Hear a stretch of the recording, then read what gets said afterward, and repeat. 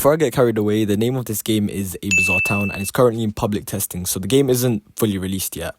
It mixes retro Roblox stud style with JOJO, which I think is really cool. Currently, the game stands out mostly story-driven and resembles old Roblox JOJO games like ABD and Universal Time. So I think if you used to play those games, you should definitely check this out. The storyline, which I'm about to get into, is really unique and I think is perfect for the game, especially new players. So the game starts you off in a train station in Bloxhill, which is where the whole game's set. And pretty much right away, you're sent to talk to this guy named John Potts, who looks way too familiar. He doesn't really explain much, but he just tells you to go find the mayor. After you talk to the mayor, him and Potts explain that you're apparently part of the Speedwagon Foundation, and you were sent here because they detected what they called ominous energy around the town. From there, you're sent to Potts' house, where the game introduces a stand arrow in a little cinematic cutscene, which is pretty cool. Later on, the player actually gets stabbed by the arrow, which is how the whole stand situation starts. At some point, there's a stand inside the house, which I lost the clip for, unfortunately, but it's whatever. Then the game has you search around the house for clues, and it's honestly not very subtle about who the stand user might be.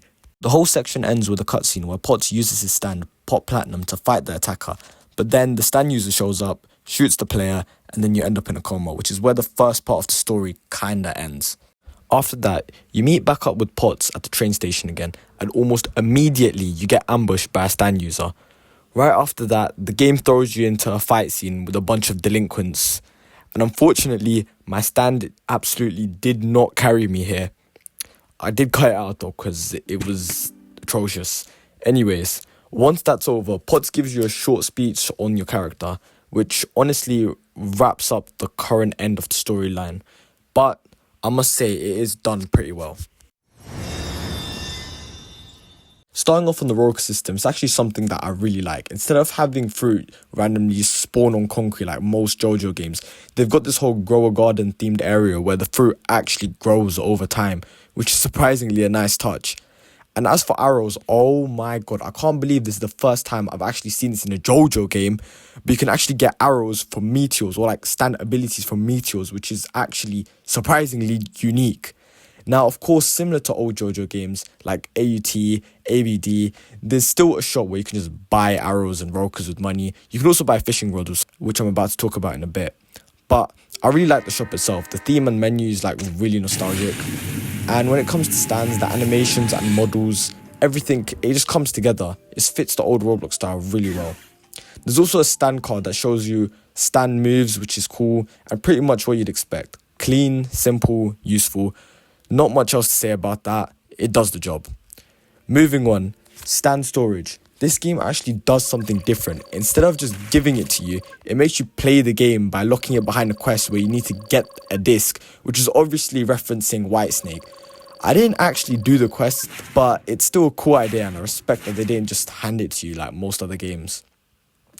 As for quests overall, there aren't really that many right now. There's like around 4 from what I've seen. But just to keep this video short, I'm mainly focused on the bullies quest near the school because it gives you the best payout. It gives you like 500 cash, which is, I feel like, a bit too much. So if you're early in game, that's probably your best option by far. Pretty unexpectedly, there's also a fishing system in the game where you can fish stuff up like money and fish, obviously. The actual fishing mechanics are kind of mid in my opinion. They're pretty below average, and after doing it for a bit, there's not really much incentive to actually keep going. It doesn't pay very well compared to other quests, and overall it just ends up being a pretty underwhelming experience. This part I'm going to make quick because I kind of want you guys to just check it out yourself. But overall, the map is amazing. The stud buildings, interactive NPCs, most of the houses aren't empty, and there's actually a lot of Easter eggs, which I think is a really good touch. So yeah, that's pretty much my thoughts on A Bizarre Town so far. I haven't played the game properly in depth, so I can't give a full pros and cons list. But I can tell you right now, it's got its flaws right now, especially with fishing and this weird bug which I'm about to put up, where you eat a Roka and it just wipes your whole inventory. It's kind of annoying, but it's also got a lot of potential. Like a lot of potential, especially in the map, story, theme, and attention to detail. It's thought out well. Not flawless, but definitely one of the more interesting JoJo games on Roblox right now. I definitely recommend checking it out for yourselves. Anyways, let me know what other videos you want to see. You're welcome for watching. Bye bye.